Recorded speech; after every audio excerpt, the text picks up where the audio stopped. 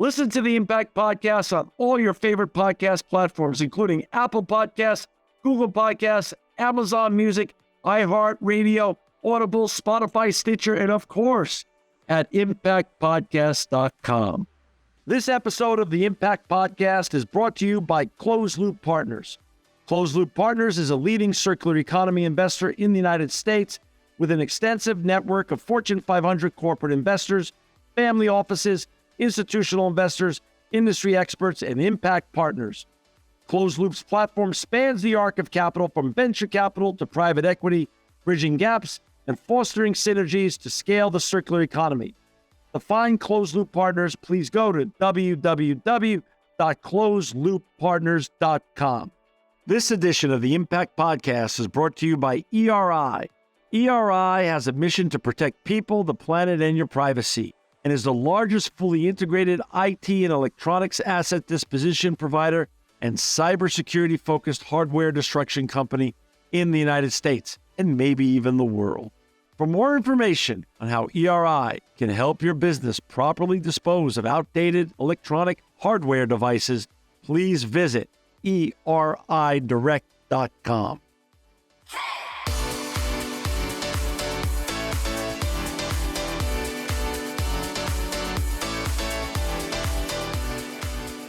Welcome to another edition of the Impact Podcast. I'm John Shigarian, and I'm so honored to have with us today Caroline Blakely. She is the president and CEO of Rebuilding Together. Welcome to the show, Caroline. Oh, thank you. And thank you so much, John, for having me. I really appreciate it. Really an honor to have you today. And Caroline, before we get talking about all the important work you and your colleagues are doing at Rebuilding Together, can you share a little bit of your backstory, where you grew up and where your career and journey has taken you? Thank you. I'd be happy to. I'm actually my office, and I'm sitting right now in Washington, D.C., which is where I grew up. So I didn't go very far from where I grew up. Not many people say they're from Washington. It's a very transitory town, but I am from here, and I still hang out with my high school friends. It's amazing. It's hometown. It's hometown to me. So that's great. After growing up here, I went to college and then went to law school, and I practiced law for a little while. Never really liked it, and decided to become. I was in real estate law, and I decided to become a banker instead. So I went to the other side and started actually doing a lot of commercial real estate debt, and did that for most of my professional career. I was.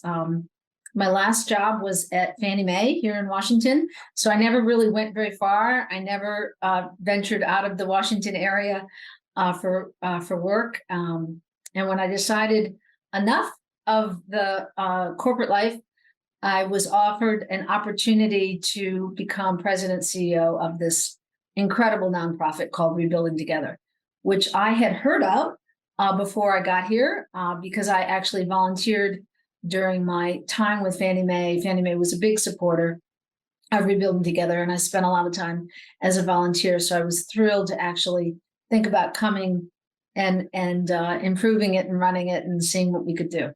What year was that? That was 9 years ago. Wow. So pre-COVID. Way pre-COVID, yeah.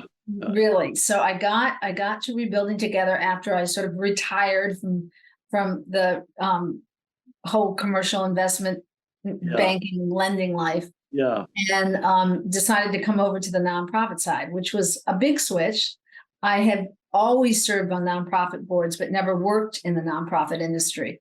And so coming over from real corporate America into what is the philanthropy world has been quite the change. Very, very interesting. Very glad, very blessed to have this opportunity in my career to sort of seal my career with being in philanthropy. I very much enjoyed it.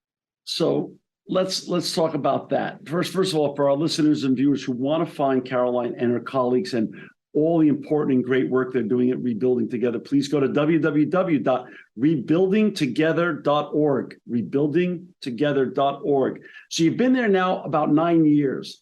Talk a little bit about Rebuilding Together first, its mission overall, and then you coming in, and what was your mandate when you came in? Sure. Rebuilding Together repairs low-income homeowners' homes. So that's the tagline.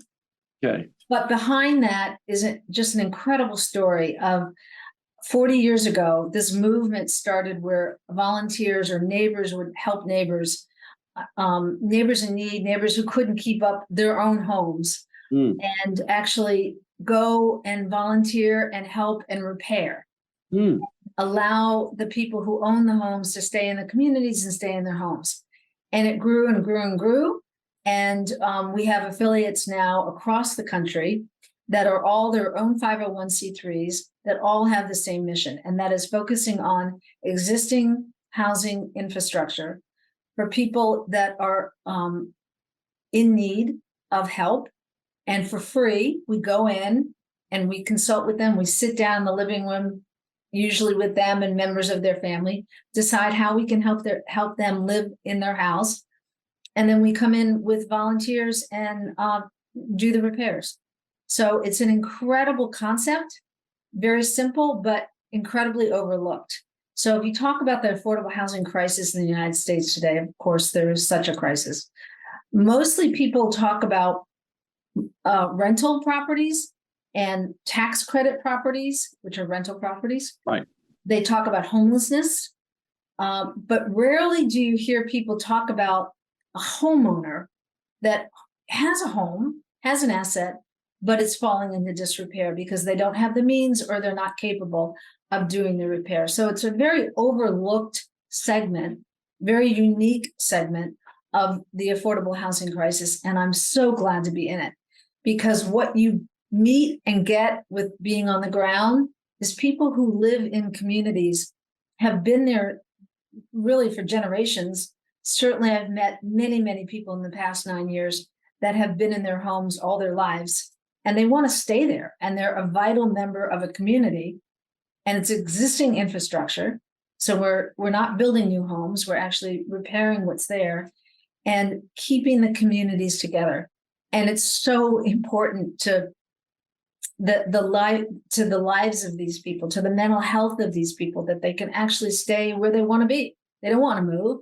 They don't want to go to a rental. They don't want to go to an assisted living. They want to stay in their home and age in place safely. And that's what we can provide. The organization itself was formed about 40 years ago.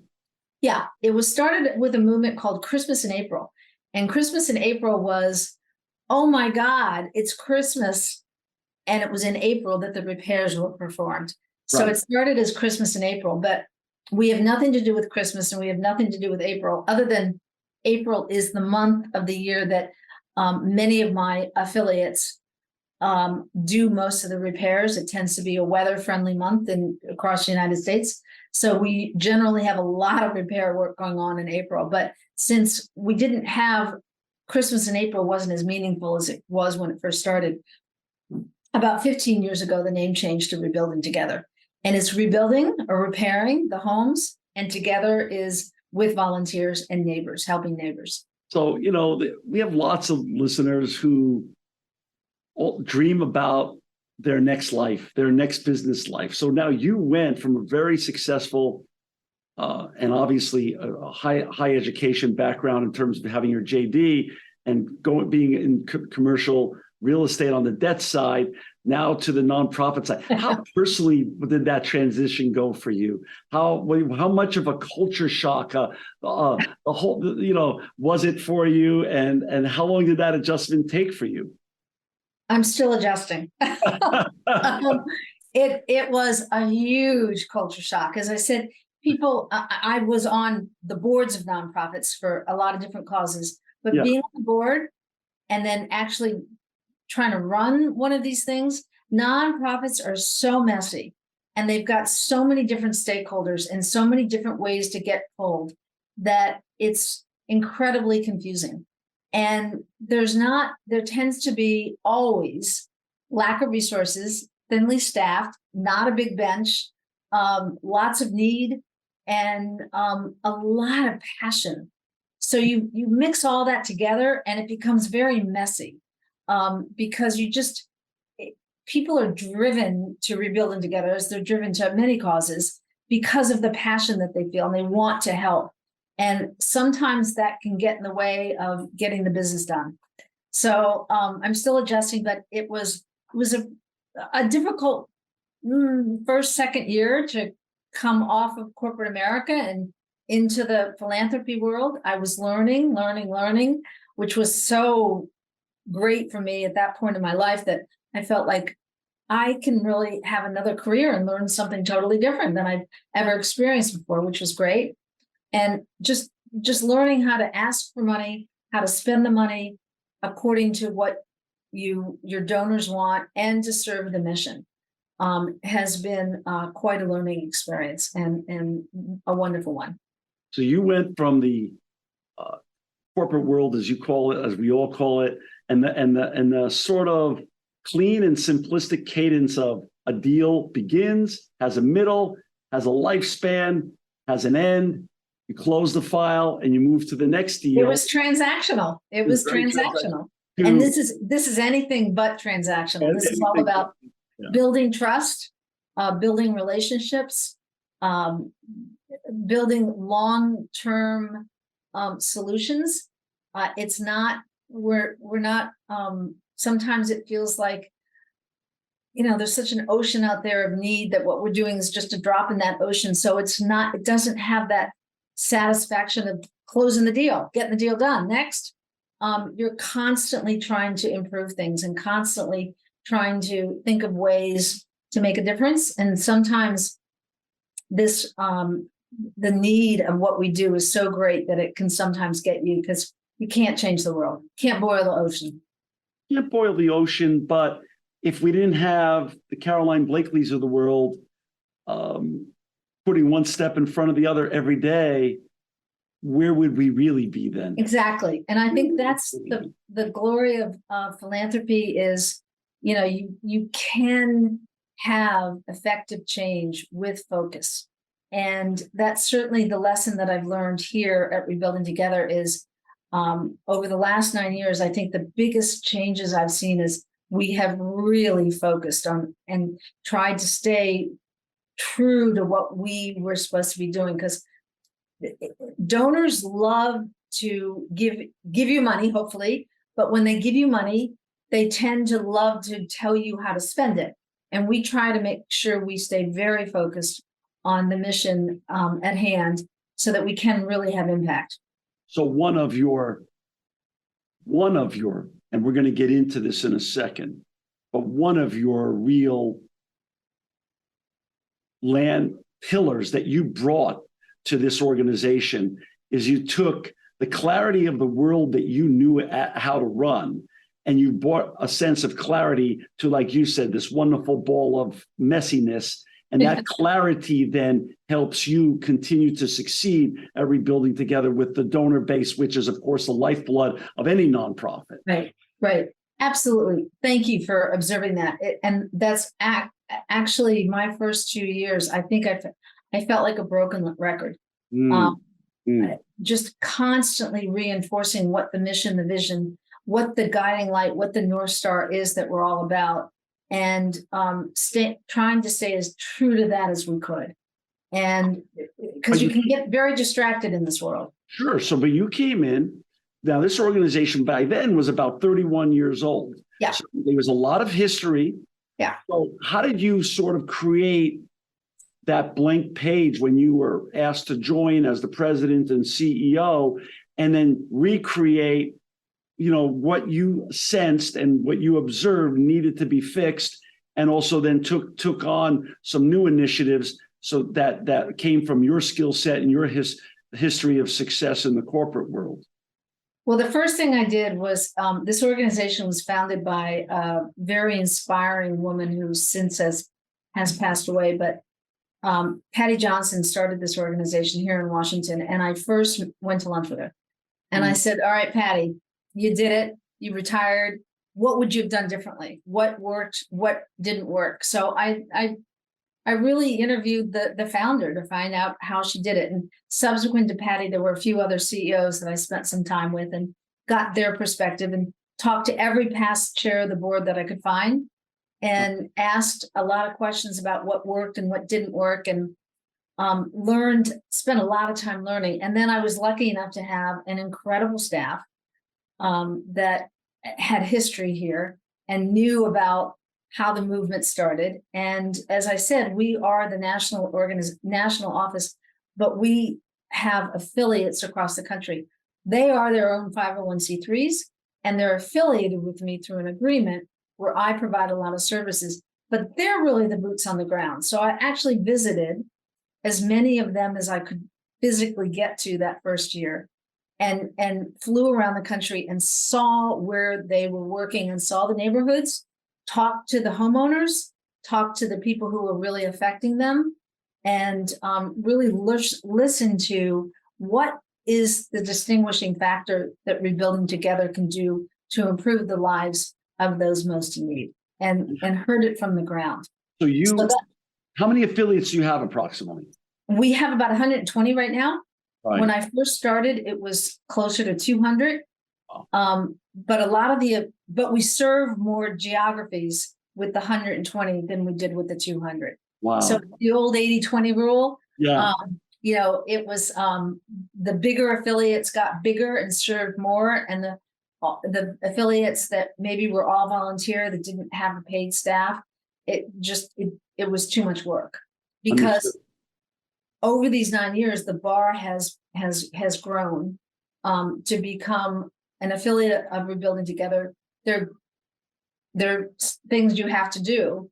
So you have to abide sort of by what we hope is our brand of providing safe and healthy repairs to homes. So there's a lot of work behind that a lot of affiliates who were all volunteer found to be a little too much. But we've grown the geography of where we serve with lesser affiliates. Well, that sounds like, to me, just the essence of efficiency. We got efficient. We got very efficient. And we said, the ones that we wanted to bet on, we bet big, and we went big with them. And in the jurisdictions that we were most successful, we learned from them and learned what the secret sauce was, and tried to replicate that. But when you look back now, 9 years ago, when you went on your initial, what I love to call listening tour, right, to the past chairmans and the founder, right, how much did that listening tour inform you to do the great work you've been doing? Oh, incredibly so. With the staff that I had, and the people that were willing to talk to me and share with me, and really give me honest feedback about what was working and not working here at Rebuilding Together, and also give me an education in philanthropy. I thought I knew about nonprofits, but I did not know about nonprofits. So I didn't know about the whole lingo about nonprofits that they all use, and I didn't know about logic models and theories of change and impact studies. I didn't know any of that, so I had a lot to learn, and it was fascinating. How much there is behind the scenes, where people I think who are not in the world, don't realize the complexity of actually getting money and then making sure you spend it responsibly. There's a lot of complexity to that. That's interesting. For our listeners and viewers, we've got Caroline Blakely with us. She's the president and CEO of Rebuilding Together. To find Caroline and her colleagues and all the important work they're doing at Rebuilding Together, please go to www.rebuildingtogether.org. So let's talk about impact and social return on investment. The name of our show is Impact. We have great people like you, Caroline, with great organizations that you represent, because you are making a true impact. What does impact measurement and social return mean to you and to your organization, for our listeners? Because it can mean a lot to a lot of people, and for different organizations, it means different things. I'd love to hear your perspective on what it means to you in Rebuilding Together. I think my greatest learning has been to define that, and my greatest contribution, I think, to Rebuilding Together has been to define what real, true impact means with the work that we do. When I got here 9 years ago, we had lots of data, and we had lots of data about how many houses have we repaired, how many families have we touched, how many volunteers, have we incorporated into our movement. But I would say we really didn't have the tools that we needed to say, so what? So what was the impact? We can count, and we counted great. We had lots of data counting, but what did it really need? So we started probably 5 years ago, a pilot program where we actually hired an outside validator to work with us to define what is impact of the work. So we surveyed on a pilot basis some of the homeowners that we work with, and asked them a lot of questions about their lives. What did the new roof mean? What did the fact that you can actually have a wheelchair ramp go up to your house, how did that change your life? And we found that we had a real impact on individuals' lives that we could measure. And we took that a step further and said, well, what's the social return on investment? What does that mean? How have we changed the lives of those people? And how can we measure that return on the investment? So we worked with a bunch of economists and measured and put dollars against the cost of the repairs that were made to the home and the benefit that was received by society. So less falls, less hospital visits, greater interaction with the community. What did that actually mean in terms of reduction of societal costs? So we came up with a methodology that showed us for every dollar of investment, we could show a social return to our donors, especially who were so thoughtful about their ESG needs now, a social return of $2.84. And so we took a real mathematical economic analysis to it, and with a rigor, can now say that with these repairs that we do to a home, and we typically have about 25 standard repairs that we do to a home, this is what the return is. And that, I think, has very much told our story and helped us tell the story to donors, and then help the donors themselves justify giving us money, because now they can put it in monetary format. Right. I mean, that goes back to the issue of you bringing clarity to this organization, which then further drives it by giving the donors real, tangible, transparent numbers. And that's rare. That's rare. Well, we've been told by a lot of donors and other nonprofits that we're pretty far along on this journey, that a lot of other nonprofits can count the way we were counting. And there's everything good about that. You have to know how many people you're dealing with, how many volunteers you touch, but then to go the next step and really interpret that and say, this is our theory of change. This is what we think we can impact people's lives, and then we can monetize that. So we have a lot of the anecdotal. So we know, 70% of our people feel less stress. So we have an influence on mental health because they know that their roof is not leaking, or that they can get it in and out of their house. We know that of the veteran population that we've served, and we serve a lot of veterans, that 70%, 67% of the veterans will say that they have a more positive attitude towards life now. So we know these numbers now, and we can sort of say, we know how it affects the actual homeowner, how it affects their family, how the return is there for the social value. And now we're looking at, well, what can we say about the community? How can we turn the impact on the community into a dollar figure? And that's all about community revitalization. And that's all about partnering with other groups that are working in the community. And we can say, if you bring us in and have us focus on the housing, on the homes, and we have other wraparound services doing other things, we can improve the community by X dollars. And so we're working on that right now. The next big impact that we want to measure and monetize and talk about is the energy work that we're doing. So anytime we touch a house, we can impact the energy efficiency of that house. we can impact the carbon footprint of that house and of that family. And so we're now really underway on getting to that point where we start measuring the energy effect, because we know the societal value, so we can fill out the S of the ESG, and now we're trying to fill out the E of the ESG.